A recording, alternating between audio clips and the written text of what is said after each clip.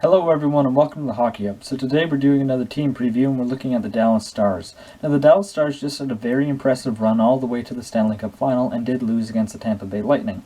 But will they be able to bounce back? We're going to take a look with what they added.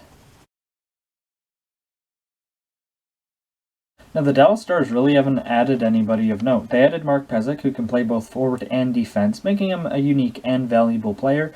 But aside from that, there's no real additions here, just Pezic, and kind of a depth move for them, just shores up both on the blue line and at forward. Dallas did lose some pieces, though. They lost Matthias Janmark in free agency. They lost Roman Polak as he retired and went overseas. Now, Corey Perry hasn't re-signed with them, but he hasn't also signed a contract anywhere, so he could potentially return to Dallas. I know that has been a rumor, but as of right now, I'm going to count it as a loss because chances are he probably doesn't re-sign in Dallas. Yeah, so I wouldn't have Perry coming back, and then their only other loss would be Martin Hansel, and he just retired. He hasn't played very much lately at all due to injuries and stuff like that. So Dallas didn't lose that much. I'd say Matthias Janmark is probably the biggest loss there. He was a solid third line forward for them, but not a detrimental blow to their lineup.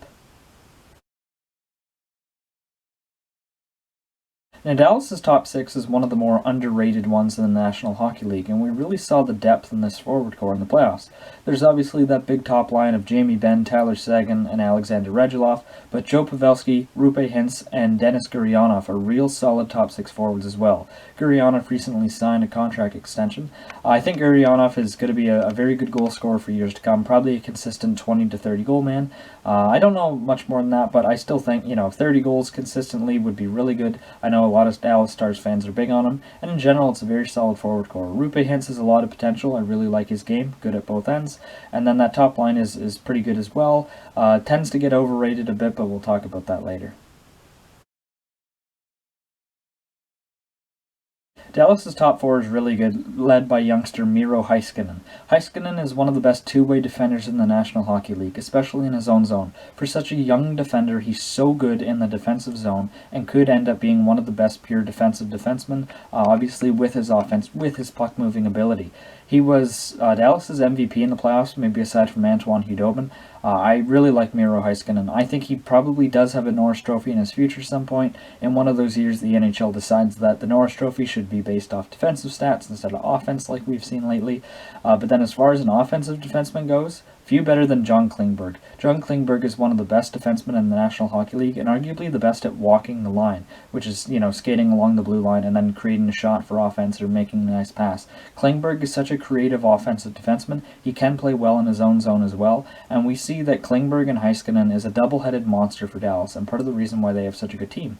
There's also Esa Lindell, who is a very good defensive defenseman, does get underrated, and obviously St. Louis fans know him from some of his dives from 2 years ago in the Blues Stanley Cup run, but he's still a good defenseman, still worth the money. And then there's also Jamie Alexiak, and Jamie Alexiak is kind of the weak spot here, but I do think Thomas Harley could come in and push for a top four spot in the next couple of years, which would really shore out this top four as one of the best in the National Hockey League. Now, Dallas does have one of the best goalie tandems in the NHL. Their backup, Anton Hudobin, just took them all the way to the Stanley Cup Finals, and he was simply sensational. Hudobin has been one of, if not the best backups in the league for the last couple of years now, but then their starter, Ben Bishop, is also a Vezina-caliber goaltender as well. To me, Ben Bishop is a top 5 goaltender in the league when he's healthy, but health is the concern with Bishop. He can't seem to stay healthy, and that's become a big problem for Dallas. There's also Jake Ottinger as their third string, and normally I wouldn't make a point of this in these team preview videos, but Ottinger is going to play a big role since apparently Bishop is going to be out for a while. Now, Dallas's best players, there really is some high-end talent here. There's Tyler Seguin, Jamie Benn, Alexander Radulov, Miro Heiskanen, and then I would probably say Ben Bishop or John Klingberg. Actually, maybe take out Radulov. I don't know. There's 6 really good players there, so it's hard to pick 5. But I definitely have Klingberg in there, maybe over Radulov. But Dallas has, just really good depth in their overall lineup, and their best players, there is some serious star power there. Heiskanen is fantastic. We already talked about him. Seguin is quite good as well. And overall, it's a very solid core, and it makes sense that they went all the way to the Stanley Cup Final with a core like that. But a few players I want to talk about are actually players from their core. Now, to start off, I want to talk about Tyler Seguin.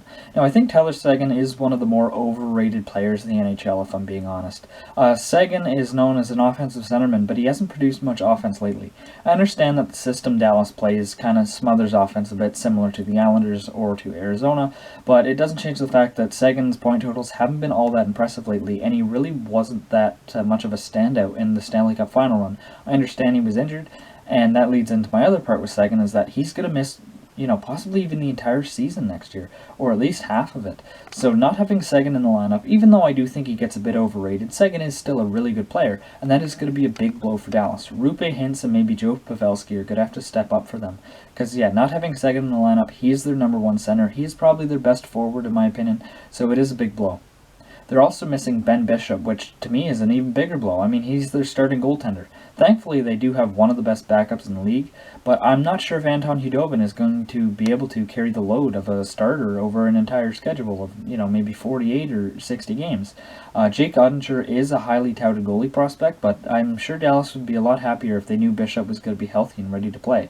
Bishop is one of the best goalies in the league, but once again, his health is costing the team. If he's able to stay healthy, he could be a Vezina Trophy winner, but unfortunately, he's not able to.